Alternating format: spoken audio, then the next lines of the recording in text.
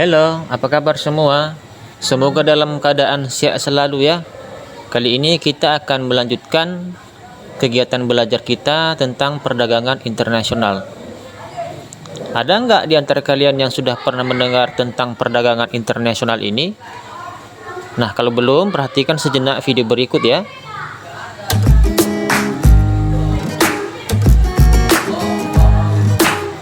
Nah, dari video yang baru tayang tadi, apa kira-kira yang dapat kalian ketahui di sana?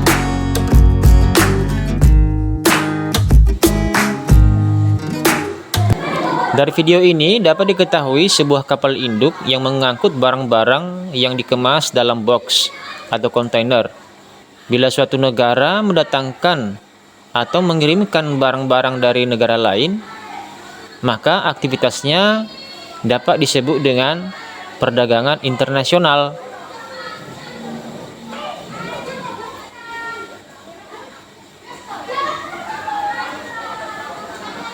Nah, jadi apakah itu yang dimaksud dengan perdagangan internasional?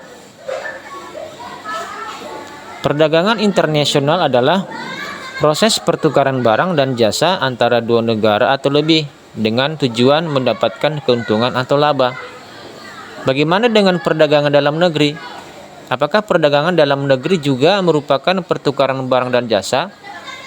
Berdasarkan kegiatan perdagangan internasional dan perdagangan dalam negeri, sebenarnya kegiatan yang dilakukan sama, yaitu pertukaran barang dan jasa. Namun terdapat beberapa perbedaan antara perdagangan dalam negeri dan perdagangan internasional. Perbedaan itu dapat dilihat pada berbagai aspek berikut ini.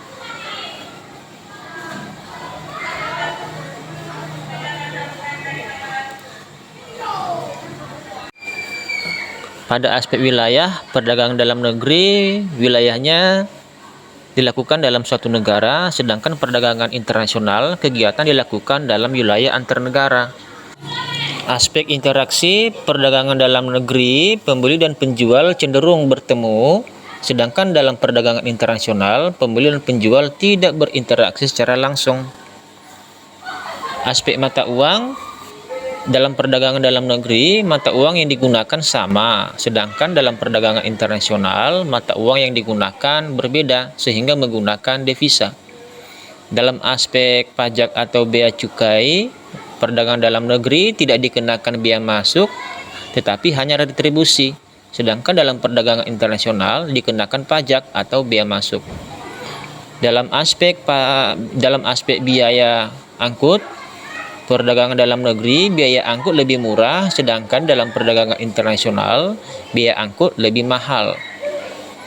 Dalam aspek kualitas, perdagangan dalam negeri kualitas barang bervariasi, sedangkan dalam perdagangan internasional kualitas barang harus mengikuti standar internasional. Dalam aspek hukum, perdagangan dalam negeri menggunakan peraturan perundang-undangan atau hukum nasional, sedangkan perdagangan internasional peraturan atau perundang-undangan menggunakan hukum internasional. Sekian dan sampai jumpa.